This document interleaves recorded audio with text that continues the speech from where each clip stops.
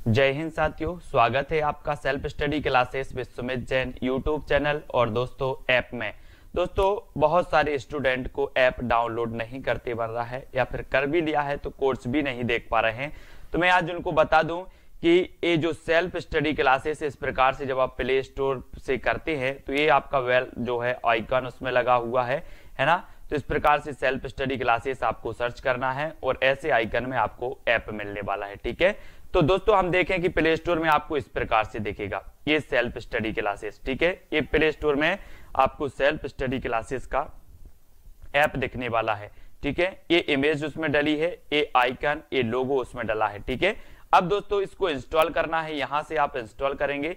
ठीक है, अब इंस्टॉल करेंगे तो वहां पर आपको नंबर मांगेगा, जीमेल नंबर मांगेगा, तो आपको ओटीपी आएगा, तो आप रजिस्टर करके आगे बढ़ेंगे। अभी तक आपने सेल्फ स्टडी क्लासेस का ऐप डाउनलोड नहीं किया है तो सेल्फ स्टडी क्लासेस ऐप जरूर डाउनलोड करें।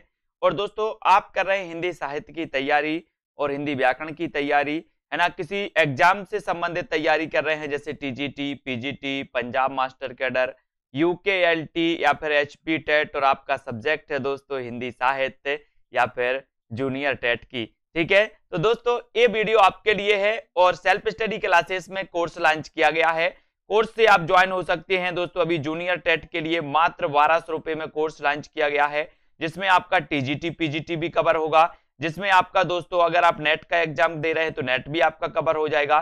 तो हिंदी साहित्य से जितने भी सब्जेक्ट आपके होंगे, जितने भी आप पेपर दे रहे होंगे, सबका इसमें कवर होगा मात्र 1200 रुपए में। कोई अलग से कोर्स अलग अलग नहीं लेना है। ठीक है, तो भारत की भाषा की सबसे छोटी इकाई किसे कहते हैं, ये क्वेश्चन तो कई बार पूछा गया, हर एग्जामों में ये क्वेश्चन पूछा जाता है कि भाषा की सबसे छोटी इकाई कौन सी है। शब्द, व्यंजन, स्वर या फिर वर्ण। भाषा की सबसे छोटी इकाई हमें बताना है, सबसे छोटी इकाई कौन सी है। तो आपको 2 सेकंड दिए जाते हैं, आपको चयन करना है, भाषा की सबसे छोटी इकाई बताना है और यहां पर आपका बिल्कुल सही आंसर हो जाएगा वर्ण या फिर अक्षर, है ना, जिसे ध्वनि भी कहते हैं, वर्ण भी कहते हैं, अक्षर भी कहते हैं। ये भाषा की सबसे छोटी इकाई होती है। ठीक है, वहीं आपसे अगर पूछ लिया जाए कि भाषा की सबसे छोटी सार्थक इकाई कौन सी है, तो सार्थक इकाई होती है आपकी शब्द। भाषा की सबसे छोटी सार्थक इकाई होती है शब्द और भाषा की सबसे छोटी इकाई होती है वर्ण, ध्वनि या फिर अक्षर। ठीक है, अगला क्वेश्चन, अगला, हिंदी किस भाषा परिवार की भाषा है। हिंदी किस भाषा परिवार की भाषा है। भारोपीय, द्रविड़, ऑस्ट्रिक या फिर चीनी तिब्बत। तो बताइए चीनी तिब्बती किस भाषा परिवार की। आपने देखा होगा भाषा परिवार आपने पढ़े होंगे, सबसे बड़ा भाषा परिवार माना जाता है दोस्तों अपना भारोपीय परिवार, है ना। और जो हिंदी है, ये हिंदी भी भारोपीय परिवार से ही संबंधित होती है, जो कि आंसर आपने बिल्कुल सही लगाया है, ये नंबर आपका बिल्कुल सही है। अगला क्वेश्चन यहां पर हम देखेंगे, हिंदी भाषा का जन्म हुआ तो अपभ्रंश से हुआ, लौकिक संस्कृत से हुआ, पाली प्राकृत से या फिर वैदिक संस्कृत से। तो हिंदी भाषा का जन्म किससे हुआ ये आपको बताना है। 4 विकल्प है हमारे सामने। यहां बहुत सारे लोग कंफ्यूज हो जाते हैं, लेकिन आपको याद रख लेना है कि हिंदी भाषा का जो विकास हुआ है, जो जन्म हुआ है, वो अपभ्रंश से माना जाता है। ठीक है, अगर आदि जननी की बात करें तो संस्कृत पर हम पहुंचेंगे, लेकिन यहां पर आपका हिंदी भाषा का जन्म हुआ है तो वो अपभ्रंश से हुआ है, यानी कि आपका जो 1 नंबर है वो 1 नंबर बिल्कुल सही हो जाता है। अपन देखते हैं अपभ्रंश की विभिन्न अवस्थाओं से, जैसे सौरसेनी हिंदी से पश्चिमी हिंदी निकली, है ना, और अर्धमागधी से दोस्तों पूर्वी हिंदी निकली। तो ये अपभ्रंश के विभिन्न रूपों से हिंदी की जो है भाषाओं का विकास हुआ, जन्म हुआ माना जाता है। ठीक है, अगला क्वेश्चन है आपके लिए दोस्तों कि भाषा शब्द की उत्पत्ति निम्न में से किस धातु से हुई। एक कई बार क्वेश्चन आया है, भाषा शब्द की उत्पत्ति किस धातु से हुई है। भाष्य से, भास से, भास या फिर भास से। तो किससे हुई मानी जाती है। प्रश्न क्रमांक आपका 49 है और 49 का उत्तर आपको चयन करना है। भाषा शब्द की उत्पत्ति किस धातु से हुई है और आपने बिल्कुल सही चयन किया है। बोले सर भास लगा दो, मैंने लगा दिया, सी नंबर आपका बिल्कुल सही है। भाषा शब्द की उत्पत्ति भास से हुई है और सी आपका बिल्कुल सही हो जाता है। अगला क्वेश्चन आपका स्क्रीन पर है आपकी, वो बताना है आपको कि कौन सी बोली अथवा भाषा हिंदी के अंतर्गत नहीं आती। तो हिंदी के अंतर्गत नहीं आती तो कौन सी नहीं आती। कन्नौजी, बांगरू, अवधी या फिर तेलुगु? कौन सी बोली अथवा भाषा हिंदी के अंतर्गत नहीं आती?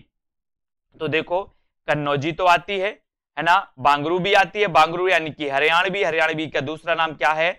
बांगरू, और अवधी भी हिंदी के अंतर्गत आती है। तो कौन सी नहीं आती? बोले सर तेलुगु नहीं आती। तो तेलुगु आपका राइट आंसर डी बिल्कुल सही हो जाएगा, तेलुगु नहीं आती। ठीक है, अगला क्वेश्चन आपको बताना है यहां पर कि हिंदी भाषा का कौन सा रूप मानक हिंदी के रूप में स्वीकार किया गया? मानक हिंदी के रूप में कौन सा रूप स्वीकार किया गया? प्रश्न क्रमांक 51, पूर्वी हिंदी, पहाड़ी हिंदी, खड़ी हिंदी या फिर दक्षिणी हिंदी? हिंदी भाषा का कौन सा रूप मानक हिंदी के रूप में स्वीकार किया गया? ये क्वेश्चन आपसे पूछा गया है 51 का आंसर। और मानक रूप जो हुआ है, जो दोस्तों वर्तमान में जो प्रचलित रूप है हिंदी का, वो प्रचलित रूप भी खड़ी बोली का है और मानक हिंदी के रूप में स्वीकार किया गया तो वो किया गया खड़ी हिंदी, खड़ी बोली, यानी कि दोस्तों सी आपका बिल्कुल यहां पर सही हो जाएगा, सी नंबर। ठीक है, अगला क्वेश्चन है आपकी स्क्रीन पर, हिंदी की विशिष्ट बोली ब्रजभाषा किस रूप में सबसे अधिक प्रसिद्ध है? ये क्वेश्चन तो कई बार पूछा गया है, तो इसके लिए भी हमें तैयार रहना है कि जो ब्रजभाषा है ये किस रूप में सबसे अधिक प्रसिद्ध है? राजभाषा के रूप में, तकनीकी भाषा के रूप में, राष्ट्रभाषा के रूप में या फिर काव्य भाषा के रूप में? किस रूप में ये ब्रजभाषा सबसे अधिक प्रसिद्ध है? और 4 विकल्प है, 52 का आंसर आपको बताना है। और यहां पर ब्रजभाषा किस रूप में सबसे अधिक प्रसिद्ध है? उत्तर चला जाता है काव्य भाषा के रूप में। किस भाषा के रूप में? काव्य भाषा के रूप में ये प्रसिद्ध है और डी आपका बिल्कुल सही हो जाता है। भारतवर्ष में हिंदी को आप किस वर्ग में रखेंगे? किस वर्ग में रखेंगे आप, ये बताना आपको। तो यहां पर ये प्रश्न दिया है कि भारतवर्ष में हिंदी को आप किस वर्ग में रखेंगे। यहां पर आपके 4 विकल्प आपको दिए जाते हैं, राजभाषा के रूप में, राष्ट्रभाषा के रूप में, विभाषा या फिर तकनीकी भाषा। तो हिंदी को आप किस रूप में रखेंगे? कंफ्यूजन वाला प्रश्न है। बहुत सारे लोग जिन्होंने नहीं पढ़ा है वो दोस्तों राष्ट्रभाषा लगाते हैं, राष्ट्रभाषा लगा के आती है 100%, लेकिन हिंदी को हम दोस्तों, हमारी हिंदी राष्ट्रभाषा नहीं है, हमारी हिंदी राजभाषा है। क्या है? राजभाषा। और राजभाषा उसे कहते हैं जिसे सरकारी कामकाजों में प्रयोग किया जाता है, और हमारी हिंदी को सरकारी कामकाजों में प्रयोग किया जाता है, इसलिए जो हिंदी है वो राजभाषा है। ठीक है, इसको याद रखेंगे। निम्न में से कौन सी भाषा संस्कृत की अपभ्रंश है?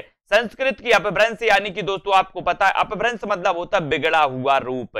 तो संस्कृत जब दोस्तों ये बोलचाल की भाषा बन गई और बोलचाल की भाषा से बिगड़ते बिगड़ते आगे चली गई है संस्कृत। अपन देखते हैं कि तत्सम और तद्भव ये शब्द कैसे आए। ये संस्कृत से बिगड़ते बिगड़ते दोस्तों इनका तद्भव रूप आया, तो वही जो है अपभ्रंश कहलाती है, जो भाषा बिगड़ती हुई चली जाती है। ठीक है, तो संस्कृत की अपभ्रंश कौन सी कहलाएगी? तो संस्कृत के बाद होता है पाली का जन्म। किसका होता है? पाली का जन्म होता है। संस्कृत की अपभ्रंश पाली, पाली की अपभ्रंश प्राकृत, प्राकृत की अपभ्रंश अपभ्रंश और अपभ्रंश की अपभ्रंश अभट्ट, है ना। तो इस प्रकार से दोस्तों तो पाली आपका बिल्कुल सही होगा। संस्कृत की अपभ्रंश कहलाती है कौन सी? पाली, यानी कि डी नंबर आपका बिल्कुल सही हो जाएगा। ठीक है, अगला क्वेश्चन आपकी स्क्रीन पर, भारत में हिंदी को संविधान की किस धारा के अंतर्गत राजभाषा घोषित किया गया? हिंदी को तो धारा 343, धारा 343(2), धारा 343(1) या फिर दोस्तों 334(1). तो यहां पर बहुत अच्छे से देखने की जरूरत है दोस्तों। आपको पता है कि भारत में हिंदी को संविधान की धारा के अंतर्गत, किस धारा के अंतर्गत राजभाषा घोषित किया गया? तो वो किया गया धारा 343(1) के तहत। धारा 343(1) के तहत राजभाषा घोषित किया गया और अनुच्छेद 343 से लेकर के 351 तक काय का प्रावधान है? भाषा संबंधी संविधान में प्रावधान किए गए हैं, ये भी हमें याद रखना। ठीक है, उत्तर प्रदेश सरकार द्वारा 1947 में गठित देवनागरी लिपि सुधार समिति के अध्यक्ष कौन थे? ये क्वेश्चन कई बार आया है। उत्तर प्रदेश सरकार द्वारा 1947 में गठित देवनागरी लिपि सुधार समिति के अध्यक्ष कौन थे? डॉक्टर धीरेन्द्र वर्मा, संपूर्णानंद, आचार्य नरेंद्र देव या फिर इनमें से कोई नहीं? तो बताइए, उत्तर प्रदेश सरकार द्वारा वर्ष 1947 में गठित देवनागरी लिपि सुधार समिति के अध्यक्ष कौन थे? ये आपसे पूछा गया और मोस्ट इंपॉर्टेंट क्वेश्चन है, अनेकों एग्जामों में ये पूछे जाते हैं और उत्तर हो जाता है आचार्य नरेंद्र देव। ठीक है, आचार्य नरेंद्र देव आपका सी नंबर बिल्कुल सही हो जाएगा। इसके अध्यक्ष कौन थे? आचार्य नरेंद्र देव थे। 1947 में गठित देवनागरी लिपि सुधार समिति के। हिंदी की आदि जननी है तो कौन सी है? आदि जननी पूछा गया अब यहां पर। तो अपन ने देखा था कि हिंदी का जन्म अपभ्रंश से हुआ, लेकिन अगर आपसे पूछा जाए कि हिंदी की आदि जननी कौन सी है, तो आदि जननी में आपने बिल्कुल सही आंसर लगाया है। उत्तर है संस्कृत। कौन सी है? संस्कृत। और ए नंबर आपका बिल्कुल सही हो जाता है। अगला क्वेश्चन, ये क्वेश्चन कई बार कंफ्यूजन हुए हैं दोस्तों। तो यहां पर टकसाली भाषा किसे कहते हैं, ये आपसे पूछा गया। संस्कृतनिष्ठ भाषा को, ग्रामीण भाषा को, परिनिष्ठित भाषा को, या फिर कृत्रिम भाषा को? तो टकसाली भाषा किसे कहते हैं, ये क्वेश्चन पूछा जाता है। और इस क्वेश्चन के लिए हमें तैयार रहना है ना। ये कंफ्यूज नहीं होना आपको, क्योंकि टकसाली भाषा संस्कृतनिष्ठ को नहीं, परिनिष्ठित को कहा जाता है। किसे? परिनिष्ठित भाषा को टकसाली भाषा कहा जाता है। और उत्तर आपका सी नंबर बिल्कुल सही है, परिनिष्ठित भाषा को टकसाली भाषा। ठीक है, तो सी बिल्कुल सही है। ग्वालियर की बोली बताना है। ग्वालियर की बोली कौन सी है दोस्तों? ये क्वेश्चन कई बार पूछा गया। ग्वालियर की बोली है ना। ये ग्वालियर मध्य प्रदेश का एक जिला है।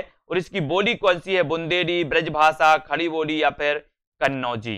तो ग्वालियर की बोली पूछी गई, और बोली सर है यहां पर कौन सी? बुंदेली। और बुंदेली पश्चिमी हिंदी से संबंधित है। पश्चिमी हिंदी की अपन भाषा पढ़ते हैं दोस्तों, कानों के खड़ी बुंदेली, ब्रजभान हरि के पास। तो ये बुंदेली पश्चिमी हिंदी की मानी जाती है। यानी कि दोस्तों आपका ए नंबर है। और ग्वालियर की भाषा भी क्या है? बुंदेली। अगला क्वेश्चन आपके लिए, निम्नलिखित में भाषा की प्रमुख प्रकृति कौन सी है? भाषा की प्रमुख प्रकृति बताना है। सरलता से क्लिष्टता की ओर, जटिलता से सरलता की ओर, भावों से विचारों की ओर, या विचारों से भावों की ओर? भाषा की प्रमुख प्रकृति कौन सी है, ये आपको बताना है। तो प्रमुख प्रकृति बताना है। तो यहां पर आपको पता है, बताइए। कुछ लोग तो बता देते सरलता से क्लिष्टता की ओर, है ना। 100% एक कंफ्यूजन वाला क्वेश्चन है दोस्तों, क्योंकि यहां पर बहुत सारे लोग सरलता से क्लिष्टता की ओर ही लगाते हैं। लेकिन आपने कभी अनुभव किया? ऐसे अनुभव कर लो सीधे सीधे। बोले सर जब हम भाषा सीखते हैं, जैसे आप हिंदी जानते हो, आपसे कहें कि अंग्रेजी सीखना है, तो सबसे पहले अंग्रेजी आपको सरल लगती कि कठिन? बोले सर कठिन लगती है। फिर जैसे ही आप सीखते जाते हो तो क्या हो जाती है? सरल होती जाती है ना। तो अपन क्या करते, भाषा को अगर सीखते हैं तो सबसे पहले जटिलता से सरलता की ओर। जैसे ही भाषा हम शुरू में सीखते हैं हमें जटिल लगती है, कठिन लगती है, फिर हम जैसे ही सीखते जाते हैं तो हमें सरल लगने लगती है। तो हम सरलता से क्लिष्टता की ओर नहीं, हम जटिलता से सरलता की ओर बढ़ते हैं। ये भाषा की प्रमुख प्रकृति होती है, ये आपको याद रखना है, जटिलता से सरलता की ओर। ठीक है, हिंदी किस भाषा का शब्द है? हिंदी बताना है, ये किस भाषा का शब्द है। ये क्वेश्चन भी आपसे पूछा गया। फटाक से सभी लोग बताएंगे। यहां पर आपके 4 विकल्प दिए जाएंगे आपको। यहां पर सीधा सीधा उत्तर है कि हिंदी फारसी भाषा का शब्द है। किसका है? हिंदी फारसी भाषा का शब्द है। और इसको भी आपको याद रख लेना, फारसी, यानी ए नंबर आपका बिल्कुल सही हो जाएगा। अगला क्वेश्चन आपके लिए दिया जा रहा है यहां पर कि वर्तमान में भारतीय संविधान की 8वीं अनुसूची में शामिल भाषाओं की संख्या कितनी है? वर्तमान में भारतीय संविधान की 8वीं अनुसूची में शामिल भाषाओं की संख्या कितनी है? 14, 15, 18 या फिर 22?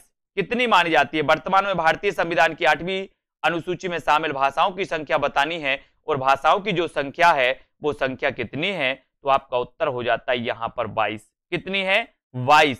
वर्तमान में भारतीय संविधान की 8वीं अनुसूची में शामिल भाषाओं की जो संख्या है वो संख्या है दोस्तों कितनी? 22। और राइट आंसर हो जाता है विकल्प नंबर डी। ठीक है, अगला क्वेश्चन। अगला क्वेश्चन है, पैसाची से कौन सी भाषा विकसित हुई है? मराठी, गुजराती, पंजाबी या फिर राजस्थानी? पैसाची से बताना है। और पैसाची से मैंने कई बार आपको बताया है कि अगर लहंगा चाहिए, पंजाबी लहंगा चाहिए, तो क्या करोगे? बोले सर पंजाबी लहंगा लेने के लिए पैसा चाहिए, पैसा चाहिए ना। तो पैसा चाहिए, काहे के लिए चाहिए पैसा? पंजाबी लहंगा लेने के लिए। तो पंजाबी और लहंदा जो है, ये दोनों का विकास दोस्तों पैसाची से हुआ है। ठीक है, तो यहां पर तो आपका सी नंबर बिल्कुल सही हो जाता है। अगला क्वेश्चन है, ब्रजभाषा कहां बोली जाती है? ब्रजभाषा कहां बोली जाती है? इलाहाबाद में, ओरछा एवं झांसी, मथुरा, वृंदावन या फिर बनारस में? ब्रजभाषा कहां बोली जाती है? ब्रजभाषा के बारे में आपको पता है कि पश्चिमी हिंदी की दोस्तों एक बोली मानी जाती है पश्चिमी हिंदी की, है ना।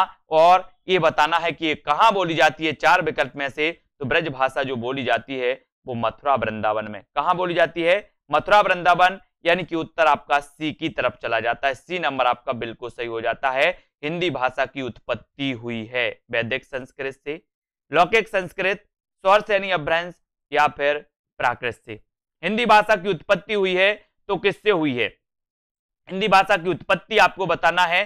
कई बार हमने पढ़ा है कि सर गुजराती, राजस्थानी, पश्चिमी हिंदी, इनकी जो उत्पत्ति हुई है वो स्वरसेनी अपभ्रंश से हुई है। स्वरसेनी अपभ्रंश से हिंदी भाषा की उत्पत्ति, यानी कि विकल्प नंबर जो सी है वो आपका बिल्कुल सही हो जाता है। सी नंबर सही हो जाता है। अगला क्वेश्चन पूछा गया कि संविधान की 8वीं अनुसूची में कौन सी भाषा शामिल नहीं है? कौन सी भाषा शामिल नहीं है 8वीं अनुसूची में? बोडो, मैथिली, डोंगरी या फिर भोजपुरी। प्रश्न क्रमांक 66, संविधान की 8वीं अनुसूची में कौन सी भाषा शामिल नहीं है? 8वीं अनुसूची में कौन सी भाषा शामिल नहीं है, इसका उत्तर आपको बताना है। और यहां पर आपका बिल्कुल 8वीं अनुसूची में शामिल नहीं है, तो वो नहीं है कौन सी? भोजपुरी। बोडो तो है, मैथिली भी है, डोंगरी भी है, भोजपुरी नहीं है।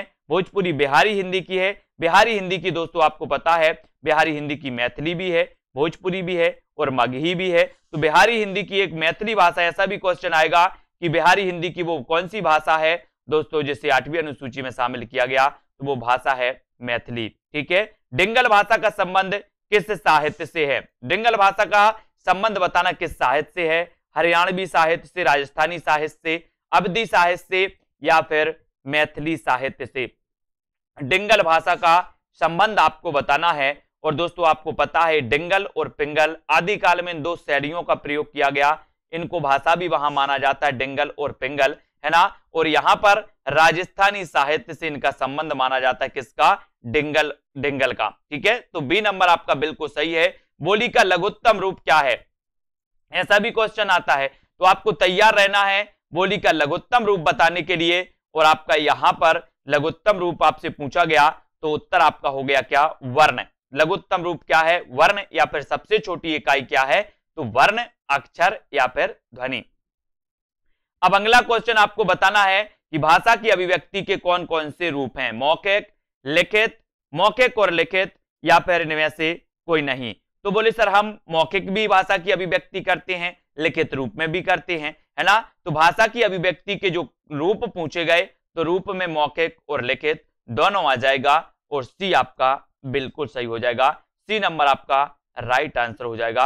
अगला क्वेश्चन यहां पर आपको बताना है दोस्तों कि उच्चरित ध्वनि संकेतों की सहायता से भाव या विचार की अभिव्यक्ति कहलाती है तो क्या कहलाती है? उच्चरित ध्वनि संकेतों की सहायता से भाव या विचार की अभिव्यक्ति क्या कहलाती है? इसका आंसर आपको बताना है। तो उच्चरित ध्वनि संकेतों की सहायता से भाव या विचार की जो अभिव्यक्ति कहलाती है वो कहलाती है क्या? भाषा। क्या कहलाती है? भाषा। और ए नंबर आपका बिल्कुल सही हो जाता है। ए नंबर राइट आंसर हो जाता है। ठीक है।